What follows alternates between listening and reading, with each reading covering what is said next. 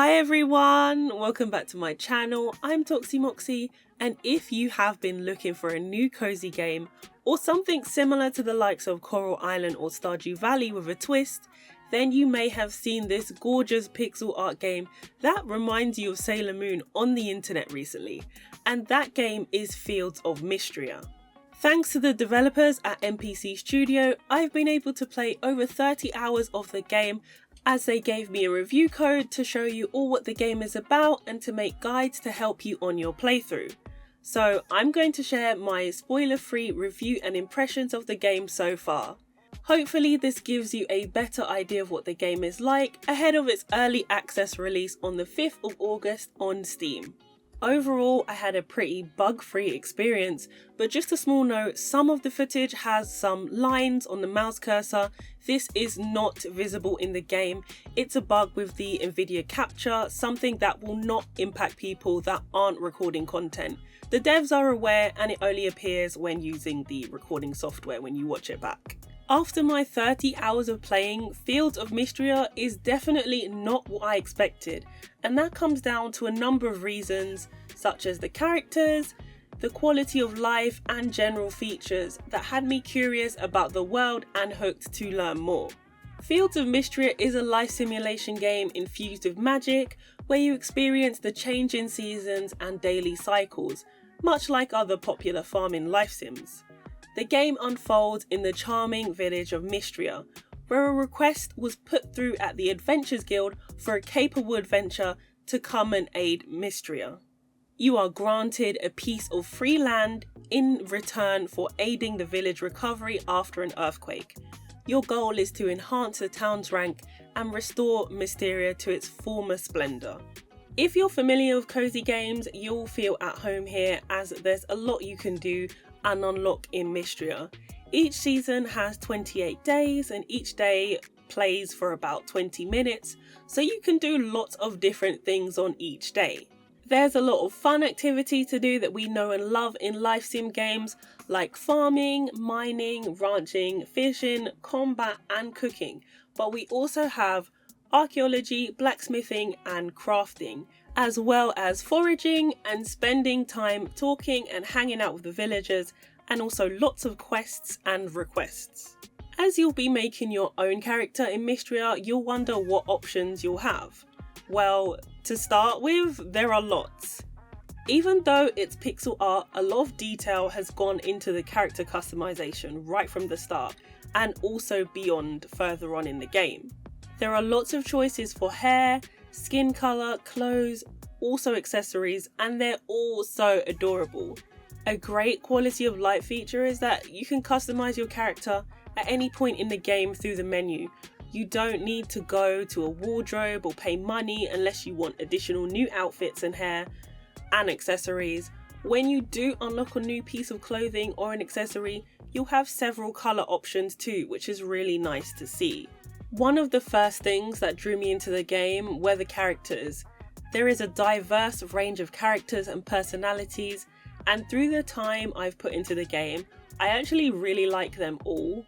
I don't know about you, but sometimes in life sim games the characters aren't really fleshed out, they don't say a lot, they don't have anything interesting to say sometimes when you speak to them, or they repeat themselves. But the villagers of Fields of Mistria have a lot to say, and it's so nice that they have a sense of humour too. I honestly love the fact that they're always saying something new and not repeating the same lines. So much thought and time have gone into all of the characters' dialogue. I enjoyed all of the events in Fields of Mistria. There are seasonal events, a Saturday market, also every Friday there's an event at the inn called Friday Night at the Inn, where you have an opportunity to speak with all of the villagers, listen to their conversations, including a campaign of dragons and drama. I found this to be really fun, and all of the inn nights are really exciting, and you can really see each character's personality shine. Of course, like with most life sims, there are romance and marriage options, and there are a good choice of candidates. The UI is really clear to see who or who cannot be romanced. The word single will be on the page, and also when you do speak to them, you will see a heart on the dialogue. In the menu, you can see what gifts they like, as well as their birthday and how far along you've progressed on your friendship or relationship. Raising the town rank is your main goal in the game, so Mistria can be back on the map, and you'll do this by increasing your renown. You'll acquire renown by donating to the museum, selling items and requests, which are basically character quests.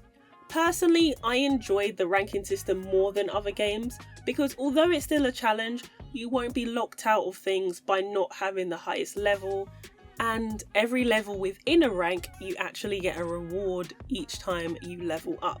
Alongside the main story quests, you'll use the board in town to pick up requests from villagers.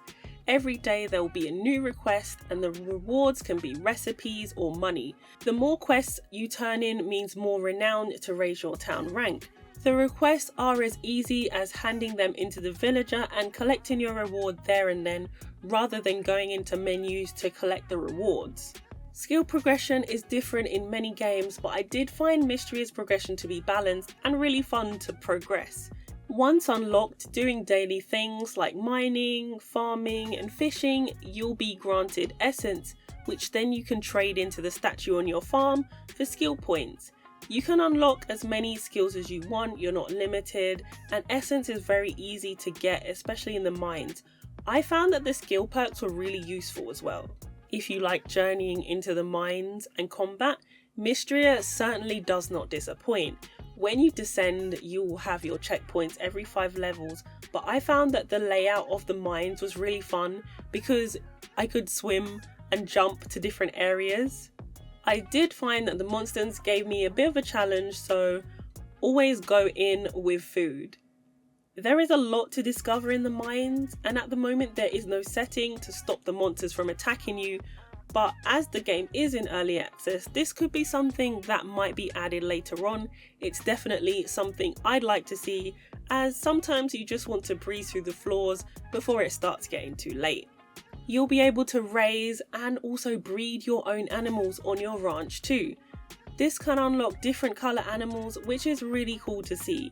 To start off, you'll have cows and chickens, but you will get more animals as you play the game.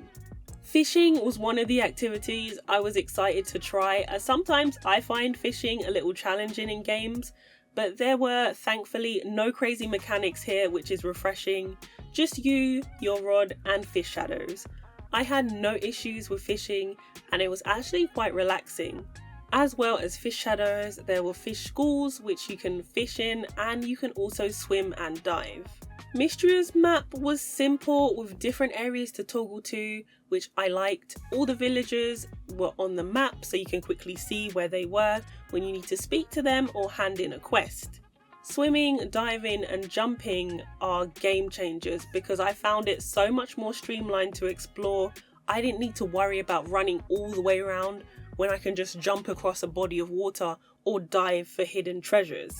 The crafting menus are fantastic. You can quickly see what you need to craft an item and the tabs are organised, but there's also a tab for things that you can craft now if you have the required materials, which makes preparing mining food quickly easy. It's a small detail, but I really appreciated this. The magic spells that I unlocked so far have been useful. The game uses a mana system for magic and it replenishes over time, or you can take a mana potion to speed it up. I liked that there was the option of the potion as well. I feel like it's nice that we're not just limited to having to wait to rejuvenate our mana. Something many of you want to know is if the game is multiplayer, and unfortunately at the moment the game isn't supporting that as an option. It's built around a wonderful single player experience that many of you will enjoy. Although Fields of Mistria is in early access, you wouldn't think that it was. It plays well, it looks polished and feels like a full game from what I've played so far. You can definitely see the care that the devs have put into the quality of life features, which may seem small, but they really do make a difference, especially the global inventory, so you don't need to keep running back to craft. Even though I've been excited to play since I saw the trailer, I can say the game has completely exceeded my expectations. There's so much to do, the story and the characters are immersive, and its pacing is just right. It's been hard to get off as I've been enjoying it so much, but that is a good problem to have. If you do like fan favourites like Stardew Valley and Coral Island, you'll probably love Fields of Mistria. It has its own charm, playstyle and very unique characters. Would I recommend Fields of Mistria? 101%. If it's a game that you were thinking of picking up, I definitely think you should go for it.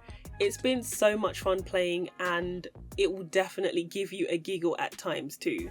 I hope this review has helped you and given you some information on what the game is like. Do you think you'll pick it up? Let me know in the comments below if you will, or if you just like the look of it. Thank you so much for watching. Don't forget to follow for more cozy games. Take care. Bye!